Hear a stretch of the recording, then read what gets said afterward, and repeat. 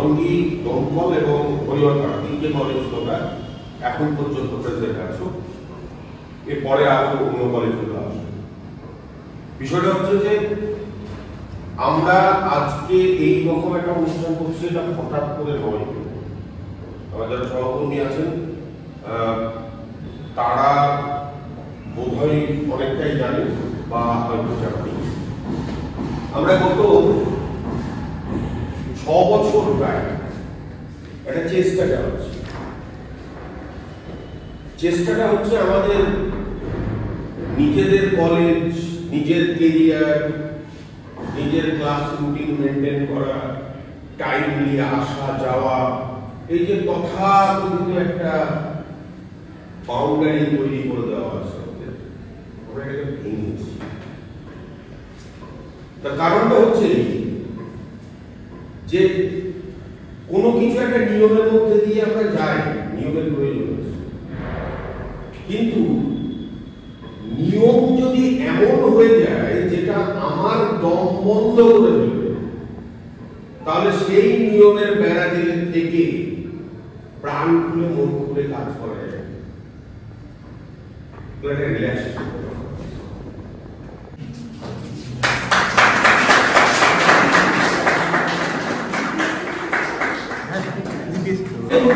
এইটুকুই, আর কিছু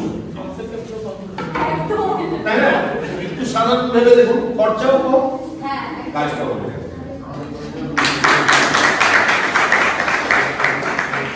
এটা আমাদের এনএসএস থেকেই চালু হয়েছিল, বহু বছর ধরে আমরা এটা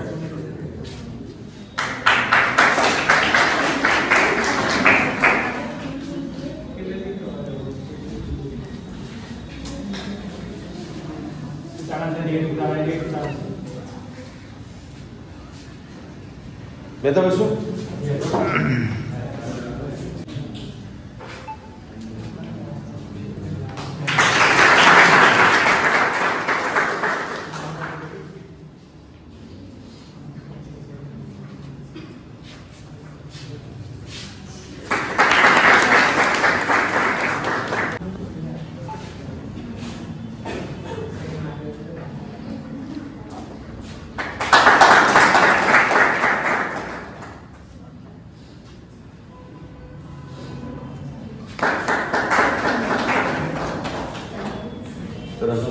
এবার রেখে দিচ্ছি ডোমকুল গার্লস কলেজের ইসমাইল শেখ, শামীম শেখ। হ্যাঁ স্যার,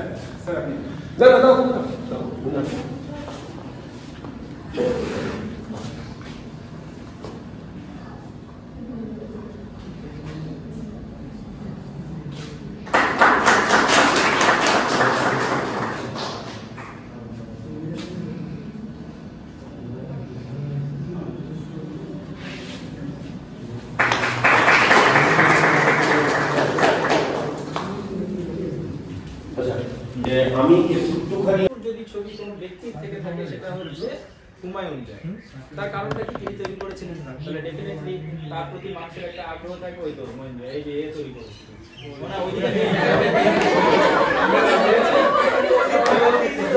আমরা বিশ্বনাথের ছবি দেখতে পাই, আমরা অনেক ছবি উঠবে। আচ্ছা, ভেরি গুড। এটা একটা খুব ভালো ফাইন্ডিংস যে এটা শুধু ওর বক্তব্য নয়, এটা কিন্তু প্রত্যেকটা মানুষের মধ্যে একটা কম্পালসারি জিনিস। যে আমি ছোট যখন ছিলাম, আমি বাড়ির সাথে লালবাগ দেখতে আসছি, হাজার ছবির সামনে দাঁড়িয়ে ভাবছি সিরাজ এত বড় একটা প্যালেস তৈরি করেছে, দারুণ ব্যাপার তো। কিন্তু তার সাথে সিরাজের কোনো সম্পর্ক নেই। সিরাজ অনেকদিন আগেকার মানুষ, আর হাজার দুয়ারি অনেক পরে হয়েছে, প্রায় কিছু না হলেও 90 বছরের এদিন, 90 থেকে 80 বছর। তখন তো মানে সিরাজ নেই, তার 80 বছর আগে সিরাজ মারা গেছে। সিরাজ পরে কি করে? সিরাজ যে জিনিসটা করেছেন এবং এখনো বিদ্যমান, তার মধ্যে দেখবে যে হার্ডলি বলতে হচ্ছে মদিনার কথা। তবে মদিনাটাকে মসজিদ হিসেবে কনসিডার করানো হয়, কিন্তু ওটা মসজিদ নয়, ওটা ওখানে আরেকটা ইমামবাড়া ছিল। বর্তমানে যে ইমামবাড়াটা দেখা যায় হাজারদুয়ারির অপোজিটে, লম্বা মতো সাদা রঙের, তখন ওখানে আরেকটা ইমামবাড়া ছিল, যে ইমামবাড়াটা ছিল উডেন, কাঠের। দুবার আগুন লাগার দরুন ওটা নষ্ট হয়ে যায়, কিন্তু সেই ইমামবাড়ার মধ্যে যে সেন্ট্রাল হল সেটা তো থেকে গেছে, কারণ ওটা কাঠে ছিল না। সেই সেন্ট্রাল হলটা হচ্ছে মদিনা মসজিদ বলে চলে আসে, যেটা মাঠের মধ্যে একটা সাদা রঙের ছোট্ট মসজিদ আছে। ঠিক আছে, এইবার সার্বিকভাবে মানে যদি 22 স্ট্রিম দেখা যায়, আমি তো জিওগ্রাফি। তোমাদেরকে এই জায়গাটা সম্পর্কে একদম পুঙ্খানুপুঙ্খ খুব সুন্দরভাবে তোমাদের সামনে তুলে ধরবেন হচ্ছে ফারুক স্যার, হিস্ট্রি ডিপার্টমেন্টের। আমাদের কলেজে এই অনুষ্ঠানটা অনুষ্ঠিত হয়েছিল, ট্রেনিং প্রসেসটা, এটা একটা ট্রেনিং এর মধ্যে দিয়ে তারপরে আমি তো যেহেতু সাধারণত হিস্ট্রি ডিপার্টমেন্টে বহুদিন ধরে কাজ করছিলাম এবং স্যারদের অনুপম পাই, স্যারদের অ্যাসিস্ট্যান্ট হওয়ার চাইছিলাম, তাদের স্যারদের সাথে বিভিন্ন কাজে যুক্ত হওয়ার সাথে তখন কিন্তু এইটা আমার একটা ভাগ্য পরিবর্তন করে দিল এই নোটিফিকেশনটা। তো তখন আমি এখন কিন্তু আমি পড়াশোনাতে রানিং আছি, এমএ স্টুডেন্ট আছি, সেই জায়গায় দাঁড়িয়ে এখন স্যারদেরকে পাওয়ার পর আজকে তোমরা এসছো, তোমরা পরেও যদি আগ্রহী হও তো তোমরা আসতে পারো। আমাদের বিভিন্ন প্রোগ্রামে চলতেই থাকে। আমাদের একটা কলেজের সেপারেট একটা সেকশন আছে আমাদের, যে মুর্শিদাবাদ স্কুল অফ থট, আমরা শুরু করছি সেখানে মুর্শিদাবাদের ইতিহাস নিয়ে চর্চা হবে এবং হিস্টোরিক্যাল জিওগ্রাফি। আমরা একটা কাজ করি, মানে আমি শুরু করার আগে বলে নিচ্ছি, সেটা হচ্ছে হিস্টোরিক্যাল জিওগ্রাফি কি দাদা তোমাদের বলে দিল। দেখুন, আমরা একটা জিনিস করি যে কোনো সাবজেক্ট কিন্তু স্বনির্ভর নয়, ইতিহাস হাতে নিয়ে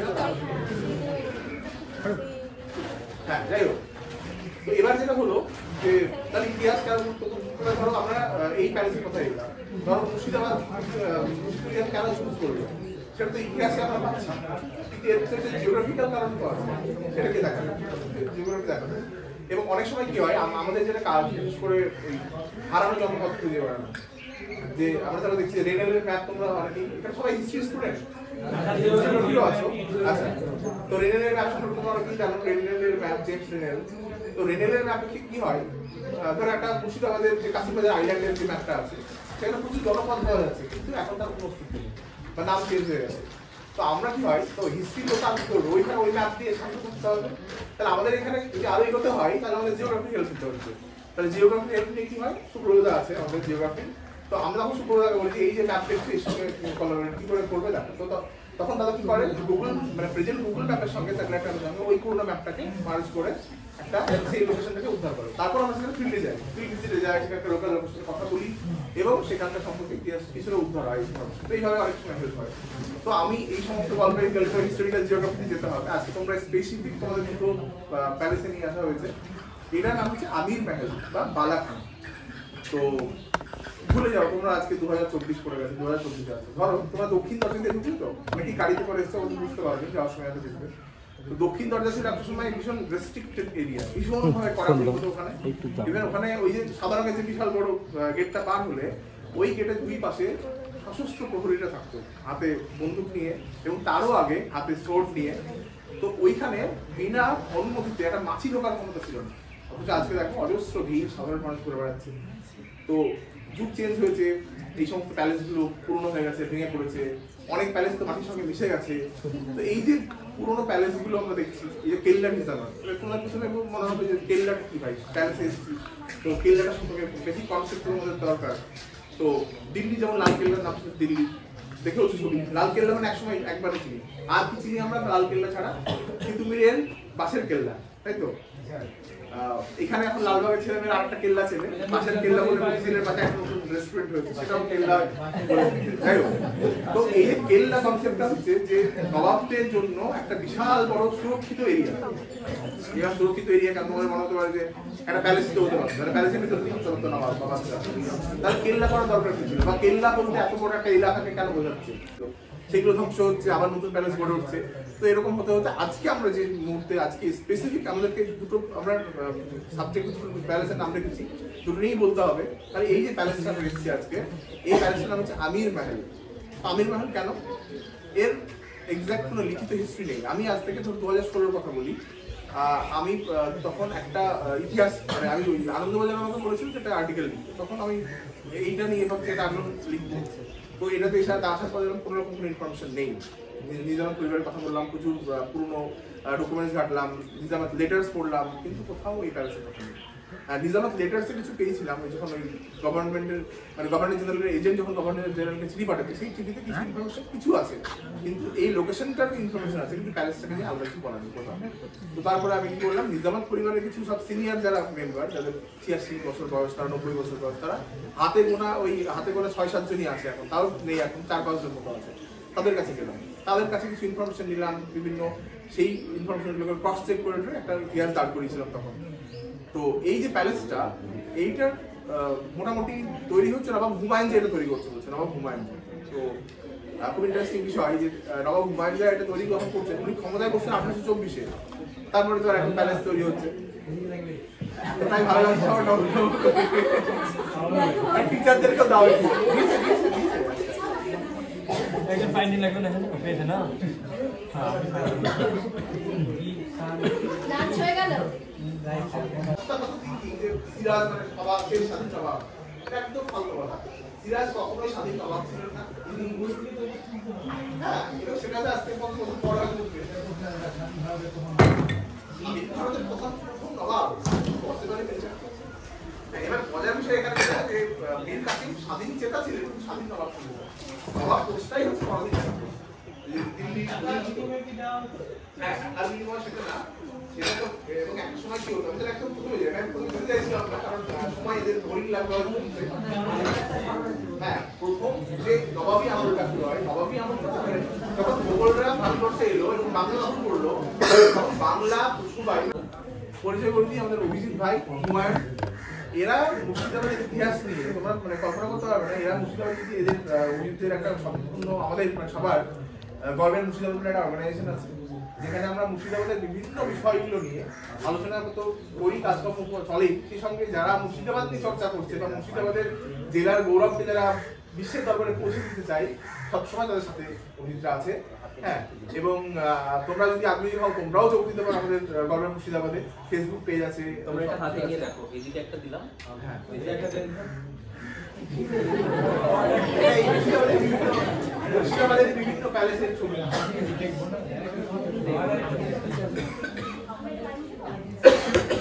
দিতে পারলে আমার নিজের খুব ভালো লাগতো। এদিকে দেখো তোমরা, এখানে মেমোরি একটা তো আমি অভিজিৎকে বলবো যে অভিজিতের অর্গানাইজেশন সম্পর্কে, অভিজিতের প্ল্যান পরিকল্পনা সম্পর্কে একটু তোমাদের সামনে বলতে। অ্যাকচুয়ালি অর্গানাইজেশন বলতে সেরকম কিছু না, আমরা একটা ইউথ সেক্টর থেকে বিলং করি, তোমরা স্টুডেন্ট, আমি হয়তো আরেকটু হায়ার স্ট্যান্ডার্ডে গ্র্যাজুয়েশন পাস আউট করা মাস্টার্সের দিকে এগোচ্ছি, তোমরাও স্টুডেন্ট আমিও স্টুডেন্ট। এবারে ব্যাপারটা কি আমাদেরকে এগিয়ে আসতে হবে, নিজেদের জায়গাকে নিজেদেরকে প্রমোট করতে হবে। তুমি ছবি আঁকতে ভালোবাসো, তুমি স্টোরি টেলিং করতে ভালোবাসো, দ্যাট নলেজেবল পারসন তার কাছ থেকে গাইড নিয়ে স্টোরি টেলিংটা করবে। এবারে ব্যাপারটা হলো সবাইকে সবার দিক থেকে নিজের এরিয়াকে, নিজের জোনকে, নিজের সারাউন্ডেড, এই যে আমরা এখানে আছি, আমরা আমাদের ভালো কথা ভালো কাজ দিয়ে নিজের জায়গাটাকে আপলিফট করবো, তুলে ধরবো। প্রথমত বলি যে একটা ছোট্ট ইন্টারাকশন সেশন, এটাকে না আমি বলবো ক্লাস, না বলবো কোনো মানে একাডেমিক গুরুগম্ভীর বিষয়, এটাকে আমরা এভাবেই ভাবতে পারি যে আমরা একটা ছোট্ট নিজেদের মধ্যে মতামত আদান প্রদানের জায়গা হিসেবে তুলে ধরেছি। যদিও হ্যাঁ, এটা মানে হিসেব মতো আমাদের অনেকের কাছে বিষয়টা নতুন, তো সেই কারণে আদান হয়েছে, প্রদানটা ঠিক তুলনামূলক একটু কম। এবার তার মধ্যে অনেক কিছু পাওয়া রয়েছে, কারণ আমি এটুকু নিশ্চিত যে আজকে যারা তোমরা এখানে উপস্থিত রয়েছো, যদি ফিউচার বাড়ি থেকে তোমরা এখানে আসবে, তাহলে তোমাদের পারসেপশন কিন্তু সম্পূর্ণরূপে আলাদা হবে এবং তোমরা অন্যভাবে এই কেল্লা চত্বরকে নিজেরা জেনেছো, বাড়িতে সবাইকে জানাবে।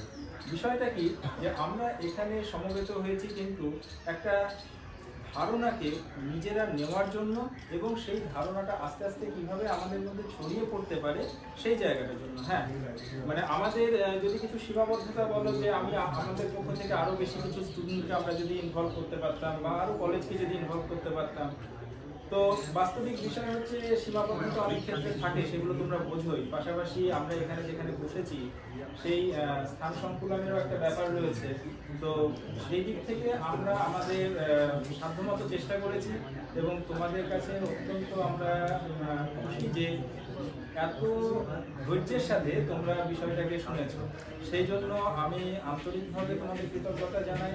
স্যার ম্যাম প্রত্যেককে আন্তরিকভাবে ধন্যবাদ যে আপনারা এত সুন্দরভাবে আমাদেরকে সহযোগিতা করেছেন। তো সার্বিকভাবে অনুষ্ঠানের একদম শেষ পর্বে, যদিও এরপরে একটি ভিজিট আমাদের ওখানে রয়েছে বেগম মহলে, তো তার আগে আমরা প্রত্যেক কলেজকে তাদের যে সার্টিফিকেট এবং অন ডিউটি লিভের চিঠিটি তাদের হাতে তুলে আমরা দেব। তো প্রথমত আমরা এমনি শামীম শেখ এবং ডোমকল গাছ একটু ডেকে নিচ্ছি, এখানে আসবেন। রমেশ দা একটু এসো, তুমি একটু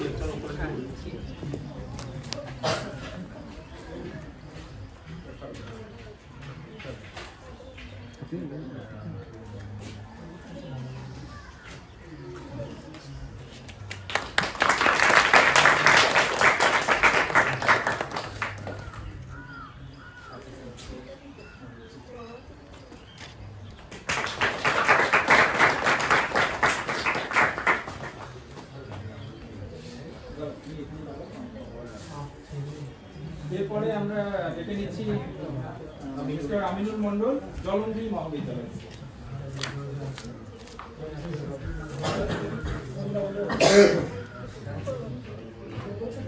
হাতে তুলে দিচ্ছে ফারুক স্যার। আচ্ছা ঠিক আছে,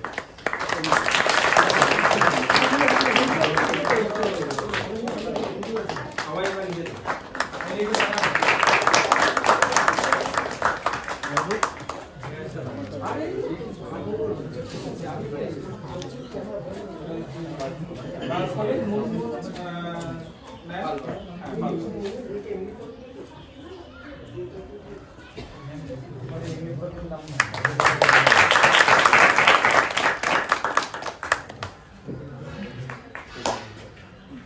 এবার পরিমল কর্মকার, হাজি একে খান কলেজ।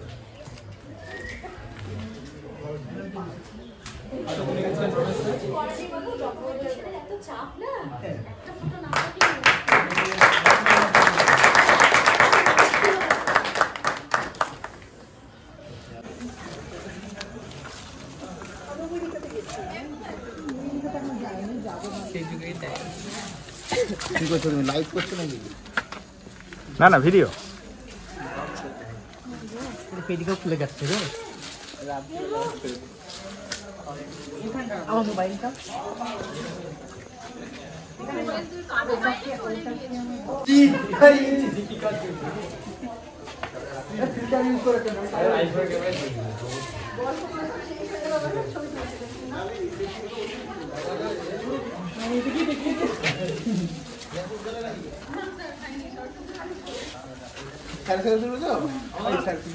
আমি স্যারকে না একসঙ্গে এই যে এসব